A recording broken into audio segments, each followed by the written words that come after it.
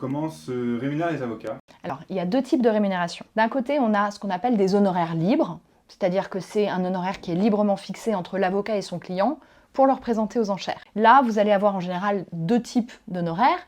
Soit la personne ne remporte pas les enchères, malheureusement, puisqu'elle n'a pas eu la plus haute enchère, et à ce moment-là, l'avocat va facturer un honoraire assez réduit, on parle d'une centaine d'euros, en général. Après, c'est un honoraire qui est librement fixé par chaque avocat. Et donc, la personne qui n'a pas remporté les enchères va devoir verser cette somme en honoraire correspondant à tout le travail qui a été fait par l'avocat pour monter le dossier. Alors, c'est pas gigantesque, mais il y a quand même un travail pour monter le dossier, et puis de présence à l'audience.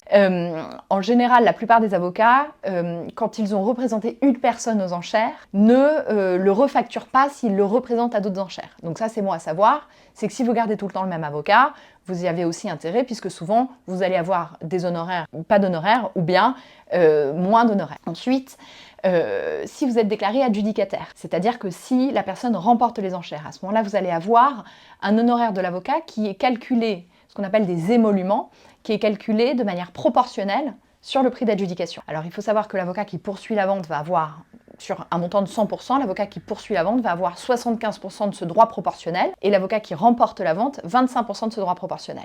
En réalité, c'est la même chose que les notaires. C'est ce qu'on appelle les frais de notaire. En général, dans ces frais de notaire, enfin, systématiquement, vous avez une petite partie qui représente l'honoraire du notaire, qui est un droit proportionnel sur le montant de la vente. Et donc, l'avocat va se rémunérer sur ce droit proportionnel, mais on voit bien que l'avocat qui achète, il a une toute petite part de ce montant. Donc très souvent, et sauf à ce que vous soyez sur des biens de très grande qualité où l'émolument est amplement suffisant pour rémunérer l'avocat, très souvent l'avocat va appeler un honoraire complémentaire. Et là aussi, c'est un honoraire libre, donc qui n'est pas fixé par la loi, et qui varie entre 1000 et 3000 euros, on va dire. Donc ce honoraire libre est fixé à l'avance, j'imagine. Toujours, et d'ailleurs c'est l'une des choses qu'il faut nécessairement faire, et d'ailleurs les gens le font assez bien, quand on appelle un avocat pour lui demander d'être représenté pour une enchère, l'interroger sur ses honoraires. Et ensuite, libre à la personne de considérer que c'est trop cher et d'aller voir ailleurs, ou bien d'accepter.